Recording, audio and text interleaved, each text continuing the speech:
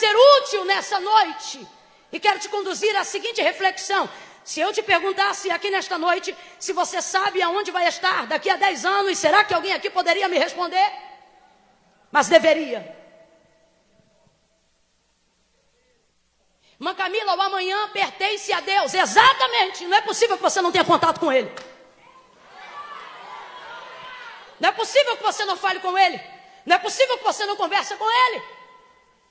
Pelo contrário, a palavra de Deus nos dá essa garantia de que o Senhor não faz nada sem antes revelar aos seus santos profetas. Eu vou até tentar limar os profetas e vou dizer aos seus santos. Porque já vi Deus também revelar muita gente que não era para ser compartilhada, mas não deixou de ser revelado. Quem aqui já teve sonho que Deus falou e Deus mostrou e disse, não conta? Ou gente que já teve uma visão e viu e Deus falou, estou mostrando para você. Então, quando a gente pergunta diante de uma mocidade como essa, diante de tantos jovens com sonhos, com pensamentos brilhantes, ávidos por fazer a diferença no mundo, na sua comunidade local, e a gente pergunta aonde você se imagina daqui a 10 anos, e ele não consegue saber, ou pergunta onde você sabe que estará daqui a 5 anos, ele também não consegue pré-determinar, e tem gente aqui que não consegue nem mesmo fazer planos para 2019, mas isso muda hoje, isso muda agora. Nós não viemos aqui cumprir uma agenda, nós não viemos aqui estabelecer um protocolo no calendário. O Senhor nos trouxe aqui para cumprir o que disse que faria a Israel, para cumprir aquilo que falou o profeta Jeremias, para cumprir o que também foi dito a Isaías. Clama a mim e responder-te-ei e anunciar-te-ei coisas grandes. Vem comigo e diga, é grande. Não, diga forte, é grande. Coisas grandes e firmes. Quem tem o chão sobre os seus pés, por favor, bata no chão e diga, é firme. Quem não tem o chão sobre os seus pés, bata no colo, mas bata em alguma coisa que lhe transmita segurança e diga, é firme. É firme. A palavra de Deus é mais segura do que o chão que você caminha. A palavra de Deus é mais segura do que o chão que você pisa. A palavra de Deus é mais firme do que a sua visão ao meu respeito. Você diz, irmã Camila, Pedro andou sobre as águas. Depende da perspectiva. Se andar sobre as águas fosse comum, qualquer homem caminharia sobre elas. Pedro não andou sobre as águas, Pedro andou sobre a palavra que lhe fez ponte para caminhar sobre as águas. A palavra de Deus é firme, a palavra de Deus é segura.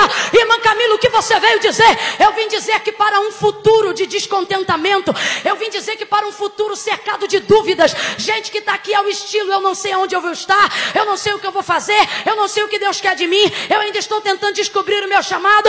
Deus te trouxe hoje aqui para te dizer, jovem, menino, menina, levanta-te, o que eu tenho para você é seguro, o que eu tenho para você é firme, o que eu tenho para você é uma palavra, o que eu tenho para você é uma palavra.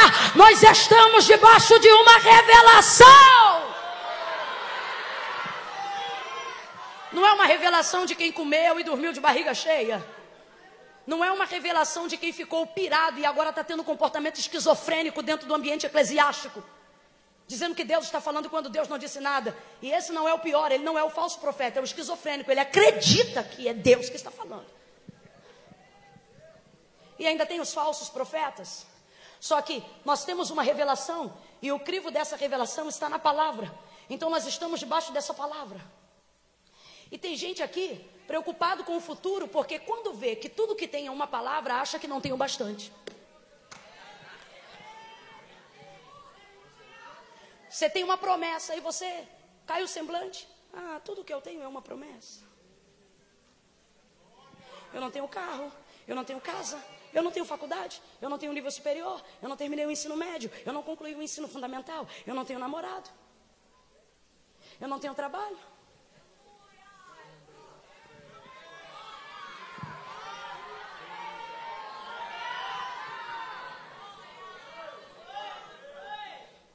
Lâmpada para os meus pés e luz para o meu caminho é a tua palavra. A palavra vai te dar um rumo que dinheiro nenhum no mundo vai te dar. A palavra vai te dar uma direção que conquista pessoal no mundo inteiro não vai te dar. Paulo vai falar sobre coisas e sobre valores. E ele diz, eu vi que tem uns que tem tudo não possuindo nada. E outros que não tendo nada possuem.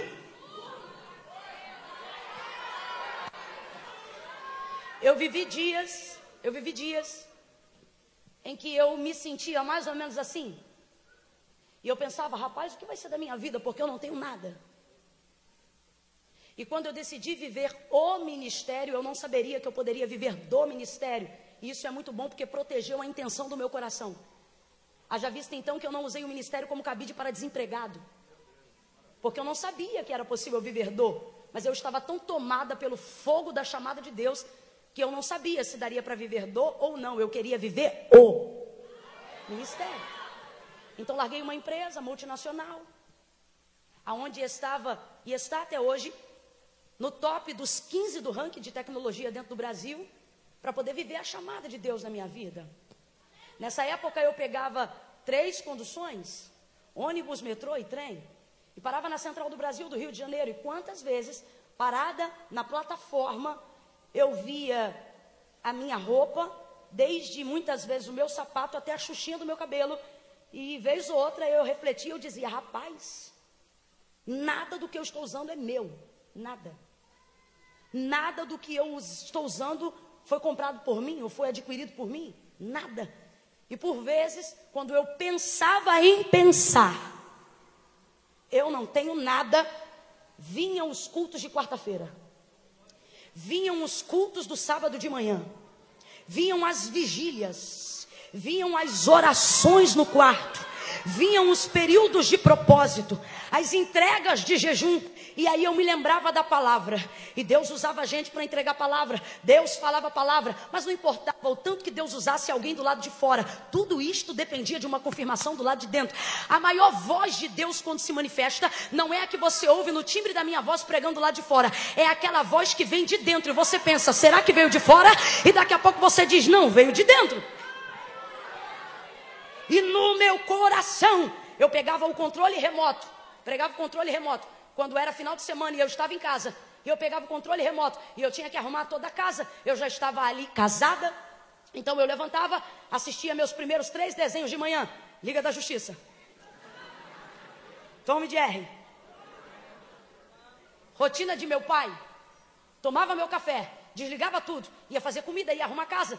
E quem disse que eu conseguia arrumar casa? Porque eu pegava o controle, soltava o som, e Lauriette cantava e eu pregava, Damares cantava e eu pregava, e eu sozinha, e eu vou falar assim, eu vou fazer assim, eu vou chamar o povo na frente, e eu me arrepiava sozinha com a minha própria mensagem, e dava glória de mim mesma, e pá, e eu dizia, vai ser assim. Aí vez ou outra eu estava lavando louça quando alguém chegava, que eu ouvia a corrente do portão abrindo, eu saía correndo, meu Deus, vão pensar que eu sou maluca, eu botava tudo no lugar e voltava a arrumar a casa de novo. Porque eu dizia, rapaz, o que eu estou vendo aqui é tão louco, tão louco, tão louco, que eu não tenho condição de contar isso para ninguém, não. Ninguém vai acreditar nisso. Mas eu dizia, Deus, eu acredito, mas eu acredito tanto. Vez ou outra alguém dizia para mim, ou diz até hoje, mas Camila, como é que começou a sua chamada? Como foi que aconteceu? Como é que o pessoal diz? O pessoal diz assim, quando é que você foi escolhido? E eu sei que eu fui escolhida, João 15 fala isso, não foste vós que escolheste de mim, mas eu que escolhi a vós. Mas dentro do formato mais grosseiro, dentro dessa pergunta, não consigo responder quando isso aconteceu. Por quê? Porque na verdade eu não sei se eu fui chamado ou se eu obriguei a Deus. Em que sentido isso, irmãos? Eu acredito no céu de Deus, na eleição soberana de Deus, mas muitas vezes no sábado de manhã, quando a consagração acabava, eu ficava no altar, meu irmão, gritando igual louco, até porque era eu que limpava a igreja mesmo com a minha mãe. Então eu ficava no altar, e eu batia no altar, e eu babava, e coisa insana. Quem visse tomava um susto, um assombro, e ninguém entendia porque eu falava em língua, era mistério, eu não queria que ninguém soubesse, então eu estabeleci uma comunicação de língua na boca e de tradução na mente. Então na boca eu falava em línguas para ninguém sabia o que eu estava falando, mas na mente a oração estava revelada, e na mente eu dizia, Deus eu creio, Deus eu acredito, Deus eu vejo, Deus me escolhe, Deus eu quero, Deus eu vou te honrar, Deus eu vou fazer contigo uma aliança, Deus eu não vou tocar na tua glória, Deus eu, e falava, e babava e chorava, e quanto menos presença de Deus eu sentia, mais eu babava. Mas eu chorava, e era assim durante um tempo, insistindo. Vez ou outra eu estava recebendo alguém em casa, ou meu marido na sala fazendo alguma coisa, e eu lavando louça. Daqui a pouco eu chapava numa gargalhada louca, sozinha. Era a conversa. Eu e Deus na cozinha.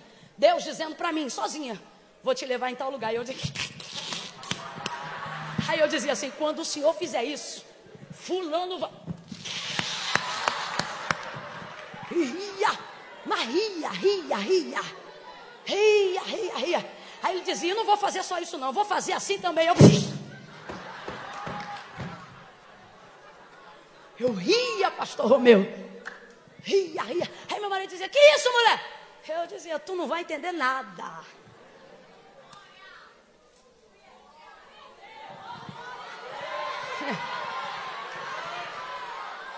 Para de olhar o que você não tem. Sabe por quê? O que você não tem, dinheiro pode dar para qualquer um. Agora o que você tem não se compra nem sendo milionário. Você tem uma palavra, levanta a tua mão porque eu estou ministrando sobre a tua vida.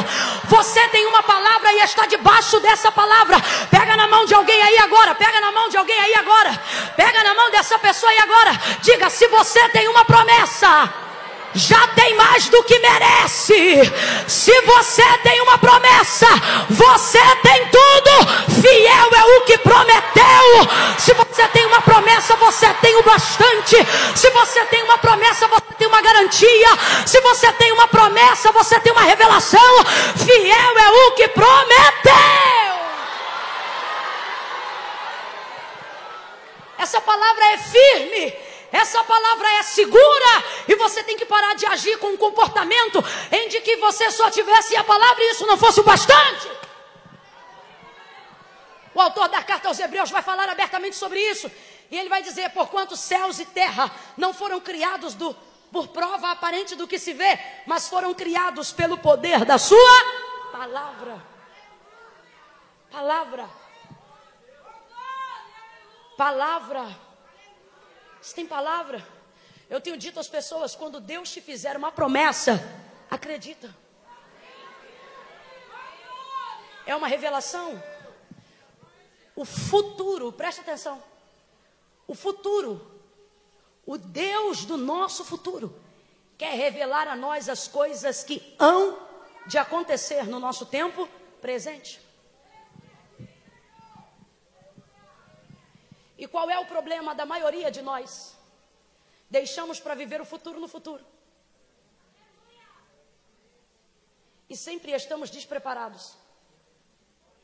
Sempre estamos desprecavidos.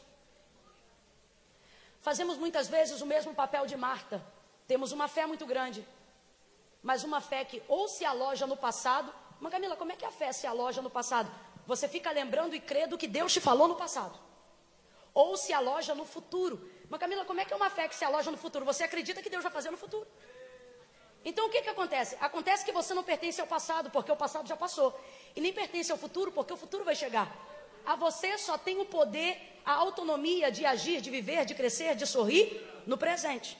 Então, se eu, por exemplo, te pedisse agora para acessar uma memória, para lembrar-se de uma promessa, de uma palavra sobre a sua vida, obrigatoriamente você iria ter que acessar uma memória do seu passado, sim ou não?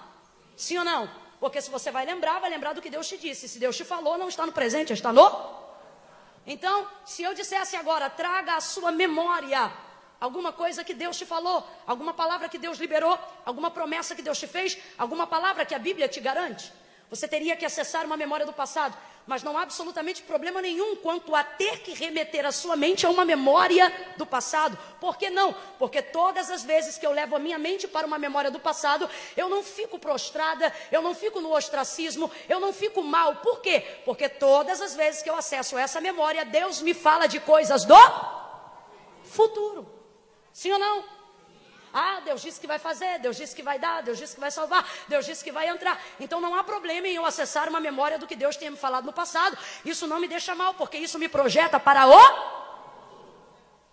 Então você sai do passado, o problema é que você se reporta direto para o futuro. Então, ou você aloja a sua fé no passado, ou você realoca ela no futuro. E quem crê no futuro só acredita no que vê. Por quê? Porque o futuro não fala do processo, o futuro só mostra o resultado.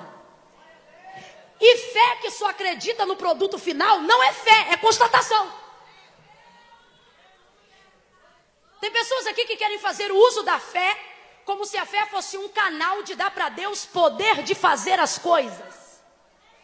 Aí eu vou crer, porque quanto mais eu creio, mais Deus pode fazer. Não, não, não. Deus não depende da sua fé para poder fazer. Uma Camila, vigia, vê se não é heresia. Se é heresia, está em Gênesis 1. Porque quando ele disse, haja luz, quem foi que disse? Eu creio. Quem foi que disse? Está ligado. Quem foi que disse? Eu concordo. Não. Haja luz e houve luz. Presta atenção. Você tem que parar com a ideia na prática. Vai ver na mente, você está entendendo, mas na prática você não está sabendo aplicar. Você ficar acreditando que fé dá para Deus poder de fazer. Fé não dá para Deus poder de fazer. Fé dá para mim poder de receber o que Deus pode fazer, crendo eu ou não. Mas Camila, o que você está dizendo? Estou dizendo que a fé não sai de mim e vai para Deus ter poder de fazer. Estou dizendo que a fé vem para mim e Deus canaliza o que Ele pode fazer na minha vida, no endereço da minha casa, no meu ministério, na minha igreja, naquilo que Ele me confiou. Então você precisa entender que a fé é móvel. Ela não é um objeto, mas ela é móvel. E muitas vezes você pega e utiliza a sua fé como Marta. Por favor, preste atenção, eu já volto para Apocalipse. E aí você coloca ela no passado. Como? Você fica preso ao que Deus te disse. Ou então, quando você lembra do que Deus te falou, você reporta-se imediatamente para o futuro. O problema é que no passado está a promessa, no futuro está o cumprimento. Quem está no meio é o... E você diz, por que Deus não faz? Porque Deus visita teu passado, Deus garante o teu futuro. O problema é que o presente é você.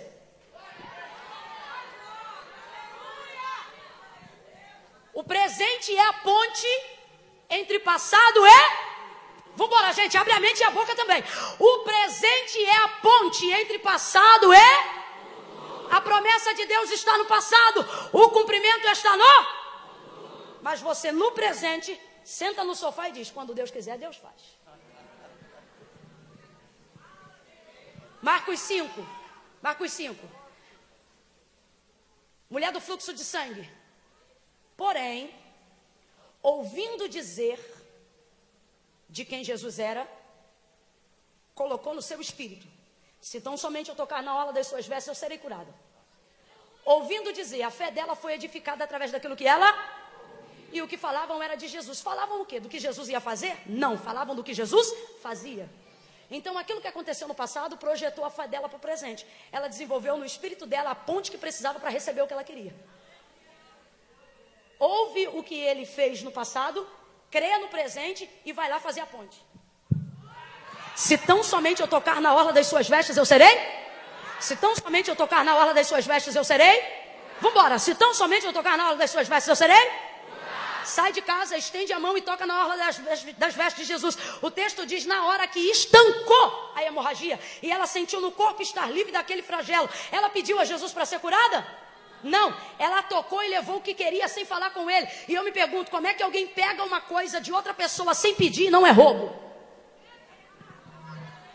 Aí eu digo, Deus, como é que ela pegou o que ela queria sem pedir e não foi roubo? E o Senhor falou comigo, porque ela sabia que estava comigo, mas era dela. Porque o que ela ouviu no passado fez ela entender que estava comigo, mas era dela.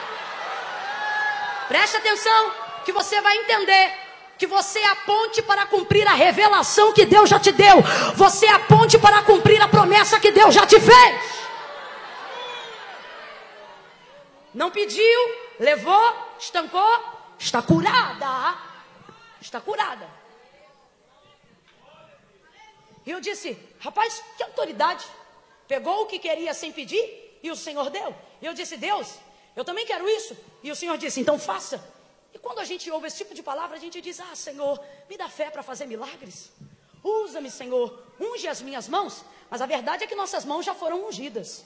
A verdade é que a nossa fé já foi edificada. A verdade é que a revelação do futuro já foi privilegiada ao nosso presente. A verdade é que nós já somos conscientes do que já foi liberado. A verdade é que nós somos o alvo do que foi prometido.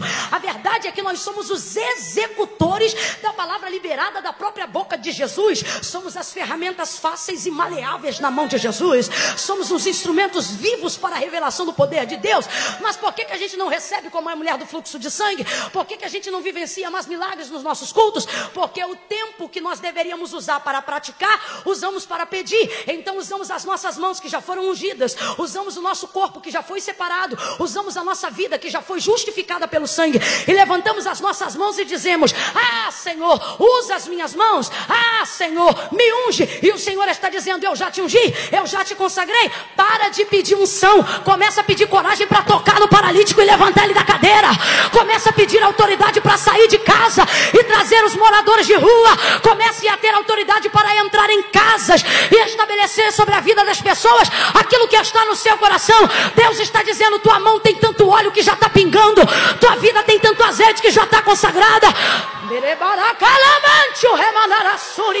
Eu disse: como é que essa mulher pega aquilo que não é dela sem pedir? Ou melhor, pega aquilo que ela quer sem pedir, não é roubo? O Senhor falou comigo, está comigo, mas ela sabia que era dela. Sabe o que acontece com vocês? Ele me disse: vocês estão pedindo autorização para usar o que é de vocês. É vida.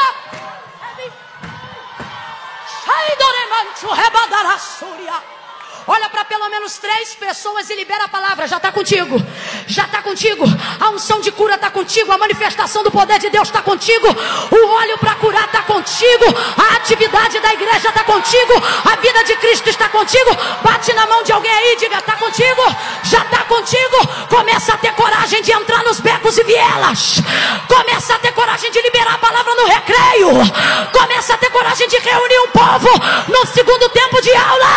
Começa a pregar, começa a falar, começa a expressar aquilo que já está dentro de você. Para de pedir autorização para usar o que já é seu. É meu, tá comigo.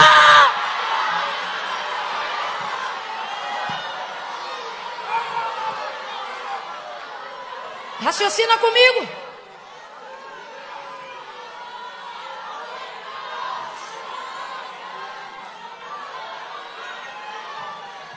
Raciocina comigo.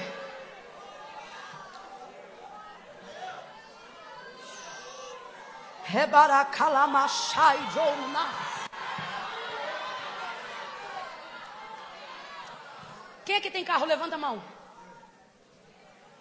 Você chega em casa, pega a chave do teu carro, se olha no espelho e diz assim: posso usar meu carro? Você faz isso? Não. Quem é que tem bicicleta? Quem é que tem moto? Quem é que tem dinheiro de passagem para andar de ônibus? Você pega o dinheiro de passagem para andar de ônibus e vai para frente do espelho com o dinheiro que já está na tua mão, que já é seu, e diz: posso usar esse dinheiro para passagem de ônibus? É assim? Você está com bilhete do metrô, está com bilhete do trem, eu não sei, aqui tem metrô? Você está com bilhete do metrô.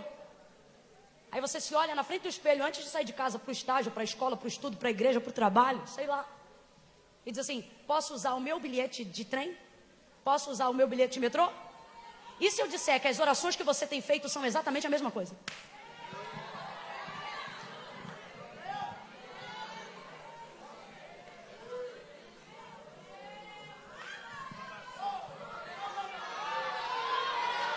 E Paulo chega, vê alguns homens crentes no Evangelho de Jesus e diz: já tendes o Espírito?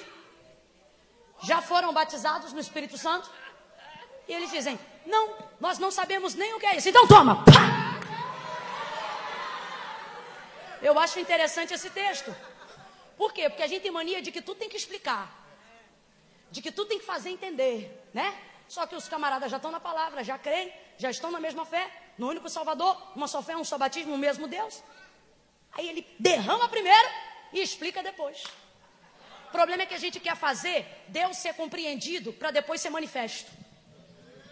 Só que não era assim que Deus se revelava. Deus se fazia manifesto, despertava o interesse e as pessoas diziam: eu quero compreender. Quem é ele? Como é que faz isso? Era assim ou não era? Tu entrava na casa de gente que nunca ouviu falar do Evangelho de Cristo, impunha as mãos sobre o enfermo, não explicava, simplesmente impunha as mãos, ministrava sobre ele a cura, a pessoa levantava da cama, as famílias e as pessoas incrédulas da casa diziam: como é que você fez isso? E aí você fazia primeiro e explicava depois. Agora hoje não, está todo mundo polido, não tem que explicar, tem que entender, o Senhor está dizendo: mete a mão, manifesta a minha glória e explica depois. Levanta a mão porque vai haver revelação. Levanta a mão porque Deus vai te tornar um mensageiro com informações privilegiadas. Voltando à fé de Marta para voltar para Apocalipse. O que é ter fé no passado? O que é ter fé no passado? É você acreditar no que Deus falou no passado. Só que se você projetar a sua fé para lá, não vai acontecer nada. 4 dias depois, Jesus chega de propósito, depois de 4 dias, na aldeia de Betânia, onde Lázaro, seu amigo, havia sido sepultado. A primeira a recebê-lo é Marta.